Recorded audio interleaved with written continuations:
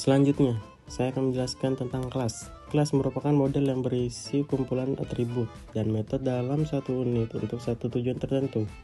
Kelas merupakan salah satu konsep fundamental pemrograman berorientasi objek. Kelas dapat diilustrasikan sebagai suatu cetak blueprint atau prototipe yang digunakan untuk menciptakan objek. Definisi kelas terdiri dari dua komponen, yaitu deklarasi kelas dan body kelas.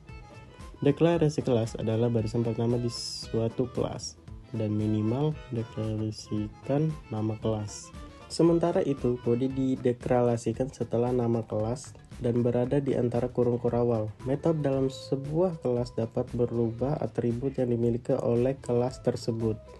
Dalam arti lain juga bisa diartikan sebagai sebuah konsep OOP yang digunakan untuk mengkapsulasi atau membungkus data dan abstraksi prosedur yang diperlukan dalam menggambarkan isi dan tingkah laku berbagai entitas.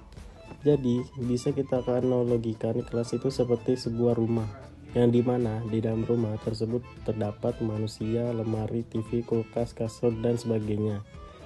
Manusia dan benda-benda tersebut dibungkus di dalam suatu rumah. Begitu pula dengan kelas yang membungkus objek, atribut, dan metode. Intinya, kelas tersebut sebenarnya bertugas untuk mengumpulkan prosedur atau fungsi dan variabel dalam satu tempat. Saya akan menjelaskan tentang objek. Objek adalah instance dari kelas. Secara umum merepresentasikan sebuah objek. Sebuah instance adalah representasi nyata dari kelas itu sendiri. Objek memiliki atribut dan behavior. Sebuah state pada objek disimpan dalam bidang dan behavior ditunjukkan melalui metode. Ada tiga langkah membuat objek dari kelas. Yang pertama adalah deklarasi, yang kedua instansiasi, dan yang ketiga adalah inisialisasi. Untuk deklarasi sendiri adalah pengertiannya deklarasi variabel dengan nama variabel dan jenis objek. Untuk instansiasi, kata kunci new digunakan untuk membuat objek. Untuk inisialisasi, kata kunci new diikuti dengan panggilan untuk konstruktor. Panggilan ini menginisialisasi objek baru. Lanjut, atribut. Atribut adalah data yang membedakan antara objek satu dengan yang lainnya.